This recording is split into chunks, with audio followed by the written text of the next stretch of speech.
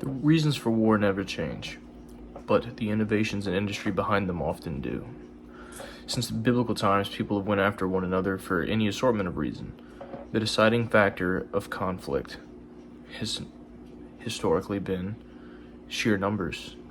Whoever would have the most numbers typically could win a war of attrition. It wasn't until technology started to arise that gave someone a clear advantage that it was wanted to be utilized more. Think medieval times, the invention of gunpowder, the introduction of cannons. Once that happened, people stopped fighting on horseback. People started, suits of armor. You want to have something that's going to protect you a little bit. Things of that nature. But, once strategy got involved, the race to have the most superior technology and fighting style began. America wasn't always at the forefront of this technological advancement. We weren't always a world power. It wasn't until World War II that we actually developed almost a notoriety for being the biggest and the baddest around. Today we're looked at as essentially a European insurance policy. NATO's Article 5 wouldn't be respected at all if it wasn't for the United States heading the charge as an ability and an asset, and just being completely indifferent to violence. We are protectors, we are peacekeepers, and most of Europe understands that if you were to mess with any of the NATO alliance members, the Americans will intervene. I apologize. The cats are getting interested in what I'm talking about.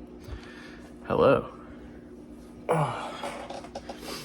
The United States has raced since the conclusion of World War II to remain the biggest and baddest military provider in the world. In the clips to follow, we will go over some of the advancements in military technology that we have strived to improve and develop in the last 80 years. First, we're going to take a look at the Trailbreaker, a 1958 CIA-issue motorbike that was capable of having its tires store extra fresh water, extra fuel. If you're traveling across the desert, something like that, you don't really want to have to stop and, what are you going to do? If you can just get over, drink some water, refuel your bike, get to the next base or station or camp or whatever, it'd be a pretty cool thing to do. This first little pan over shot we're going to do here is going to be different kind of shell casings that were actually fired by members of the Louisiana National Guard in this conflict. 1958, you see a couple of different things happening. It's the beginning of the South Vietnam, the different conflicts there that actually introduced us to the Vietnam War. This was used in, I forget exactly the name of the place, but I know it started happening. There was a little conflict in North Africa that we went over there to go and try to settle some indifferences, things of that nature. The next thing we're going to see is going to be a standard issue of rifles. A little cabinet full of things dating all the way back to the American Civil War. I was unsure of what the first name for this first rifle is, but now we're going to look at it. Immediately to its right, you're going to see a Colt 1851. A nice little sidearm revolver by officers. You'll see a 1906 Springfield that was issued for World War I.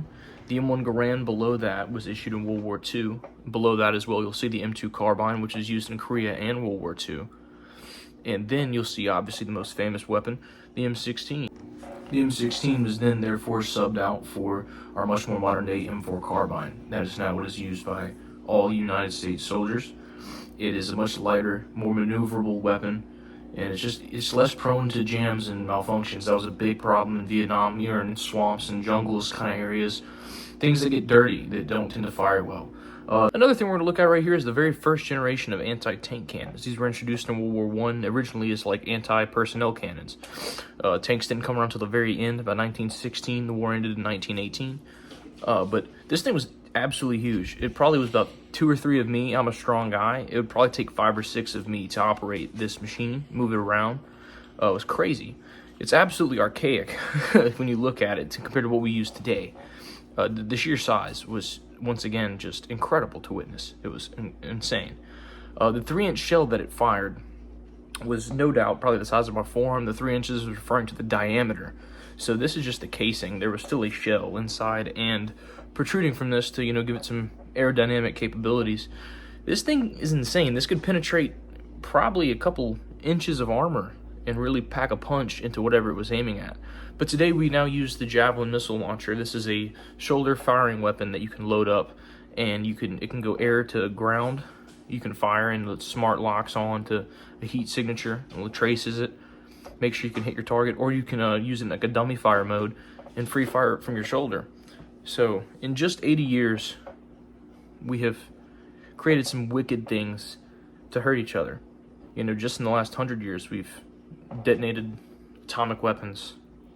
We have air-to-ground missiles capable of traveling across countries. We have silo locations all throughout the country, or in submarines, airplanes that are ready to probably eliminate millions of lives in the click of a button. We don't even need to be face-to-face anymore. There's a much different world we live in, and it's incredible at how fast the timetable speeds up when it's someone you want to harm.